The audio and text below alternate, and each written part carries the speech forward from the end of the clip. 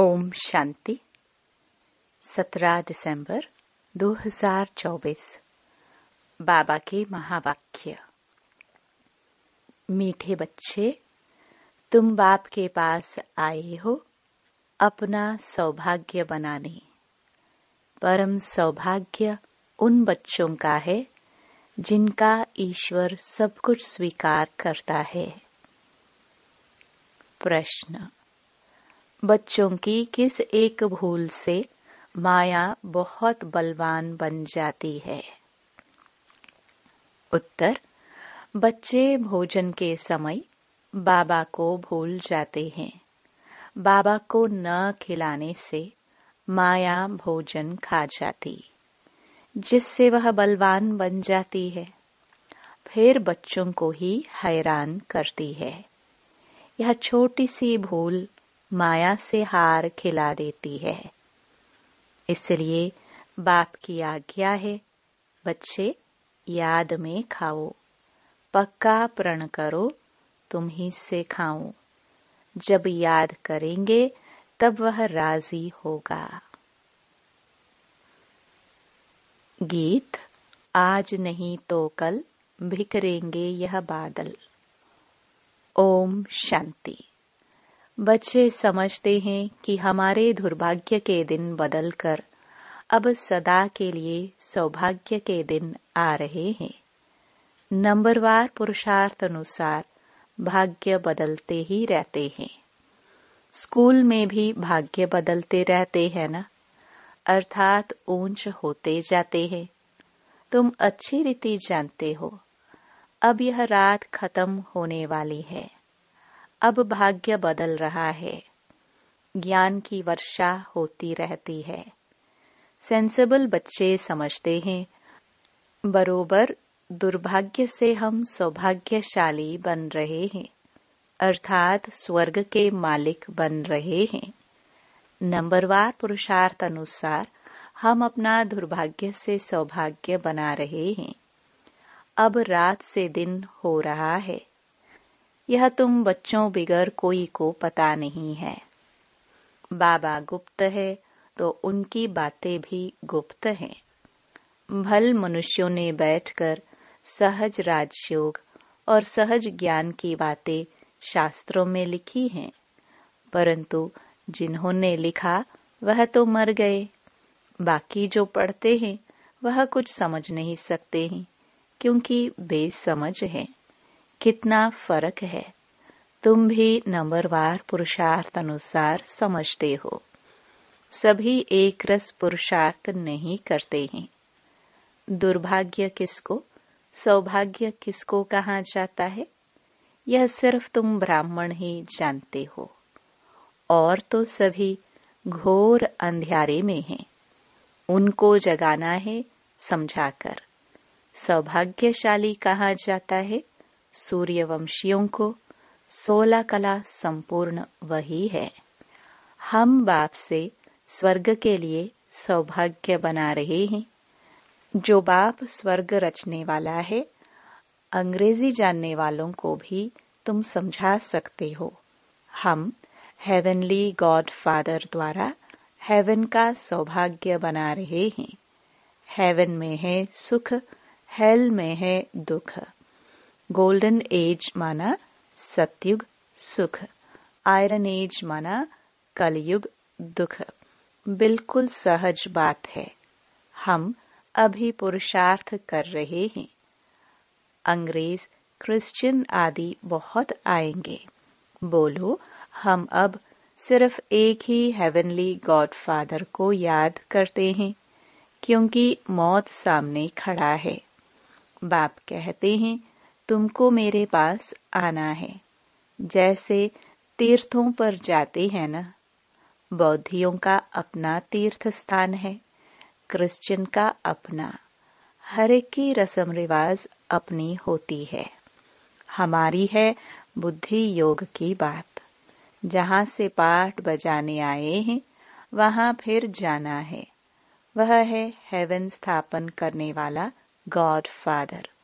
उसने हमको बताया है। हम आपको भी सच्चा पथ रास्ता बतलाते हैं। बाप गॉड फादर को याद करो तो अंतमति सोगति हो जाएगी। जब कोई बीमार पड़ते हैं तो उनको सभी जाकर सावधान करते हैं कि राम कहो। बंगाल में जब कोई मरने पर होता है तो गंगा पर ले जाते हैं, फिर कहते हैं हरि बोल, तो हरि के पास चले जाएंगे, परंतु कोई जाता नहीं है। सतयुग में तो कहेंगे नहीं कि राम राम कहो या हरि बोल कहो। द्वापर से फिर यह भक्ति मार्ग शुरू होता है। ऐसे नहीं सतयुग में कोई भगवान या गुरु को याद किया जाता है, वहां तो सिर्फ अपनी आत्मा को याद किया जाता है। हम आत्मा एक शरीर छोड़ दूसरा लेगी, अपनी बादशाही याद पड़ती है। समझते हैं हम बादशाही में जाकर जन्म लेंगे। यह अब पक्का निश्चय है, बादशाही तो मिलनी ही है ना। बाकी किसको याद करेंगे अथवा दान पुण्य करेंगे। वहां कोई गरीब होता ही नहीं जिसको बैठ दान पुण्य करे। भक्ति मार्ग की रस्म रिवाज अलग, ज्ञान मार्ग की रस्म रिवाज अलग है। अभी बाप को सब कुछ दे 21 जन्म का वर्षा ले लिया, बस फिर दान पुण्य करने की दरकार नहीं। ईश्वर बाप को हम सब कुछ दे देते हैं, ईश्वर ही स्वीकार करते हैं। स्वीकार न करे तो फिर देवे कैसे? न स्वीकार करे तो वह भी दुर्भाग्य। स्वीकार करना पड़ता है ताकि उनका ममत्व मिटे। यह भी राज तुम बच्चे जानते हो। जब जरूरत ही नहीं होगी तो स्वीकार क्या करेंगे? यहाँ तो कुछ इकट्ठा नहीं करना है, यहाँ से तो ममत्व मिटा देना पड़ता है। बाबा ने समझाया है, बाहर कहाँ जाते हो तो अपने को बहुत हल्का समझो। हम बाप के बच्चे हैं, हम आत्मा रॉकेट से भी तीखी है। ऐसे देही अभिमानी हो, पैदल करेंगे तो कभी थकेंगे नहीं, देह का भान नहीं आएगा। जैसे कि यह टांगे चलती नहीं, हम उड़ते जा रहे हैं। देही अभिमानी हो तुम कहाँ भी जाओ। आगे तो मनुष्य तीर्थ आदि पर पैदल ही जाते थे। उस समय मनुष्यों की बुद्धि तमो प्रधान नहीं थी, बहुत श्रद्धा से जाते थे, थकते नहीं थे। बाबा को याद करने से मदद तो मिलेगी ना। भल वह पत्थर की मूर्ति है, परंतु बाबा उस समय अल्पकाल के लिए मनोकामना पूरी कर देते हैं। उस समय रजो प्रधान याद थी तो उससे भी बल मिलता था, थकावट नहीं होती थी। अभी तो बड़े आदमी झट थक जाते हैं, गरीब लोग बहुत तीर्थों पर जाते हैं, साहूकार लोग बड़े भपके से घोड़े आदि पर जाएंगे, वह गरीब तो पैदल चले जाएंगे। भावना का भाड़ा जितना गरीबों को मिलता है उतना साहूकारों को नहीं मिलता। इस समय भी तुम जानते हो बाबा गरीब निवाज है, फिर मूंझते क्यों हो, भूल क्यों जाते हो? बाबा कहते हैं तुमको कोई तकलीफ नहीं करनी है, सिर्फ एक साजन को याद करना है।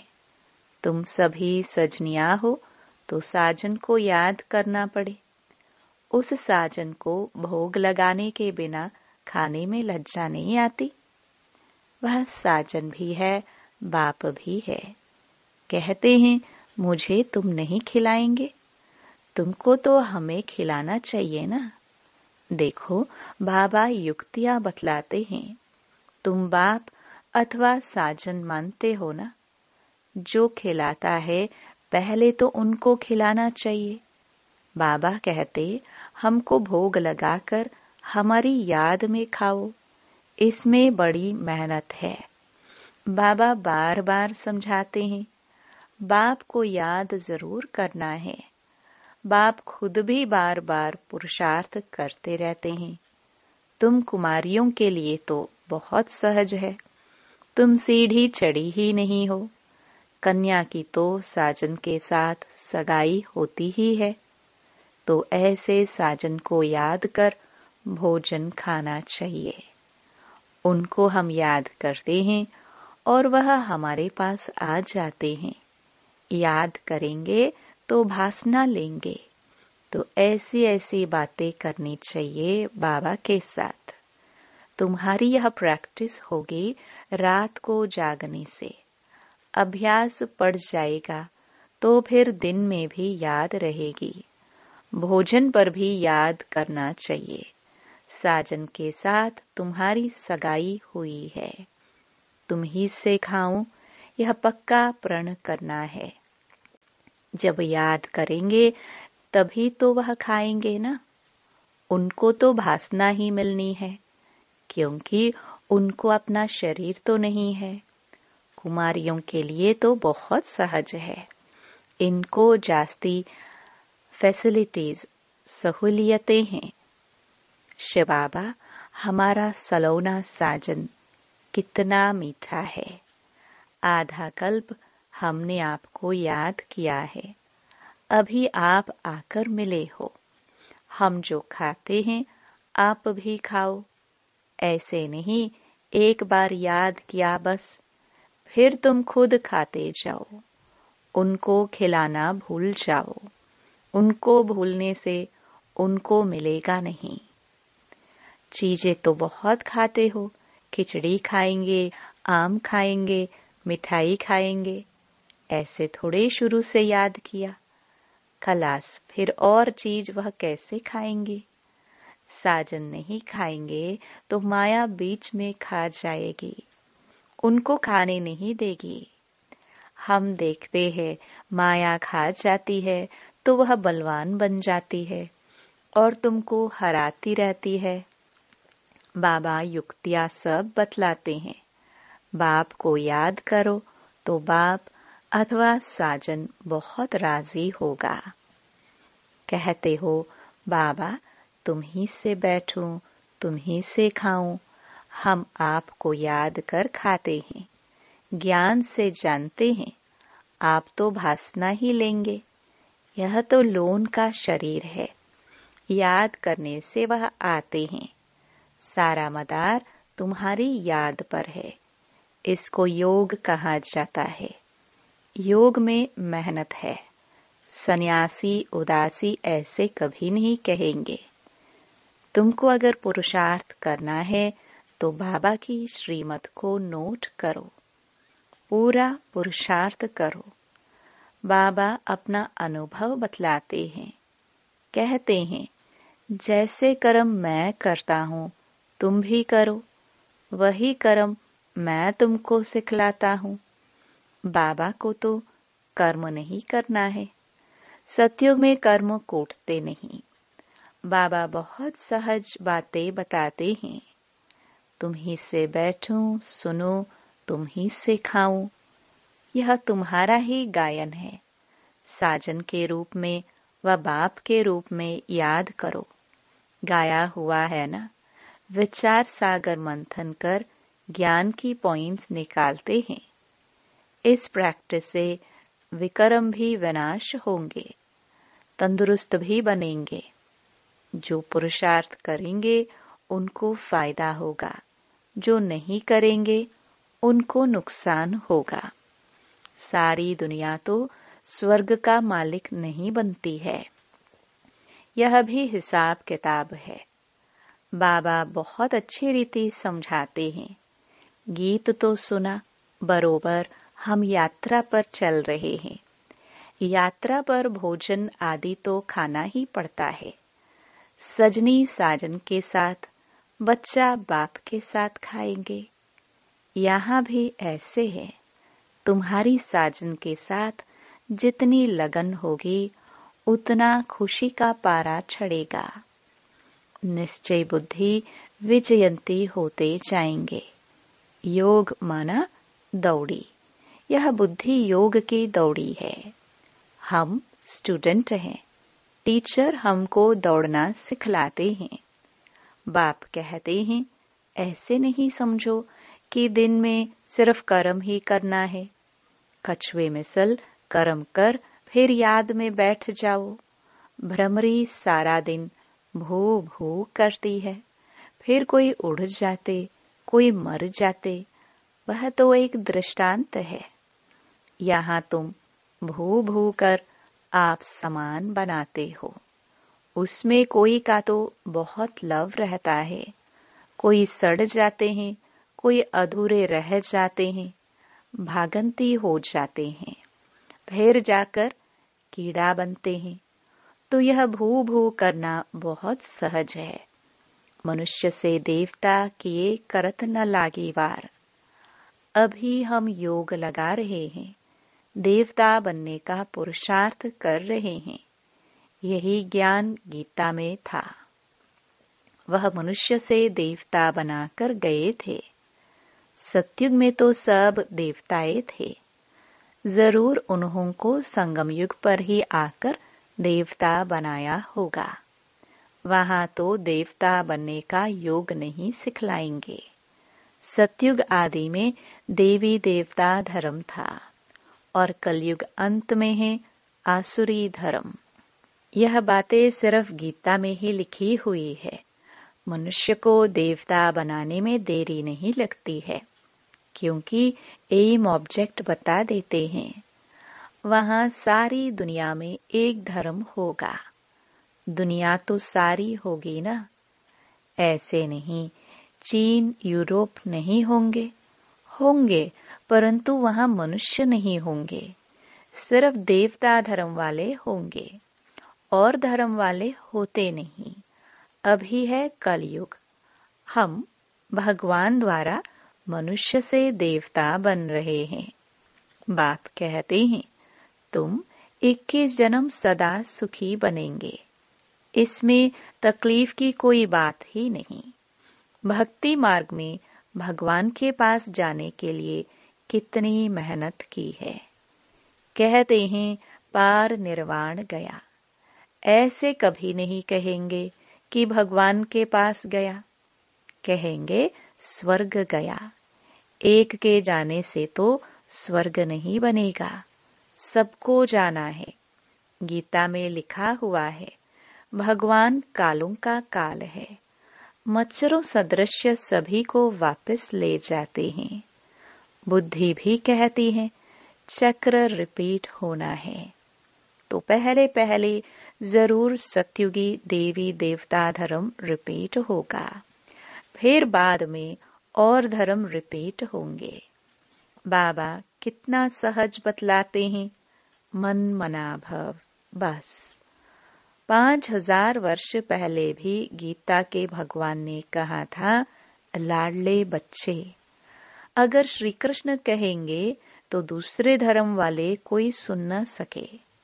भगवान कहेंगे तो सभी को लगेगा गॉड फादर हेवन स्थापन करते हैं, जिससे फिर हम जाकर चक्रवर्ती राजा बनेंगे। इसमें कोई खर्चे आदि की बात नहीं है। सिर्फ सृष्टि के आदि मध्य अंत को जानना है। तुम बच्चों को विचार सागर मंथन करना है। कर्म करते दिन रात ऐसे पुरुषार्थ करते रहो। विचार सागर मंथन नहीं करेंगे या बाप को याद नहीं करेंगे, सिर्फ कर्म करते रहेंगे तो रात को भी वही ख्यालात चलते रहेंगे।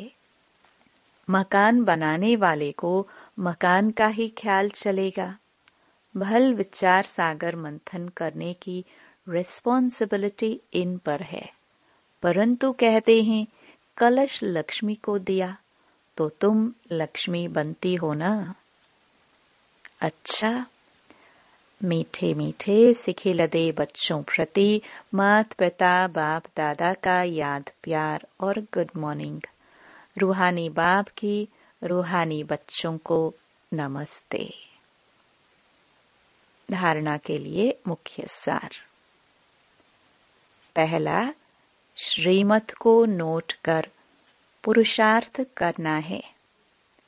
बाप ने जो कर्म करके सिखाया है वही करने हैं। विचार सागर मंथन कर ज्ञान की पॉइंट्स निकालनी है। दूसरा, अपने आप से प्रण करना है कि हम बाप की याद में ही भोजन खाएंगे। तुम ही से बैठूं, तुम ही से खाऊं, यह वायदा पक्का निभाना है। वरदान, कर्म और संबंध दोनों में स्वार्थ भाव से मुक्त रहने वाले बाप समान कर्मातीत भव। आप बच्चों की सेवा है सबको मुक्त बनाने की, तो औरों को मुक्त बनाते स्वयं को बंधन में बांध नहीं देना। जब हद के मेरे मेरे से मुक्त होंगे तब अव्यक्त स्थिति का अनुभव कर सकेंगे। जो बच्चे लौकिक और अलौकिक कर्म और संबंध दोनों में स्वार्थ भाव से मुक्त हैं, वही बाप समान कर्मातीत स्थिति का अनुभव कर सकते हैं। तो चेक करो कहाँ तक कर्मों के बंधन से न्यारे बने हैं। व्यर्थ स्वभाव संस्कार के वश होने से मुक्त। स्लोगन, जो सरल चित और सहज स्वभाव वाले हैं वही सहज योगी भोलानाथ के प्रिय हैं। ओम शांति।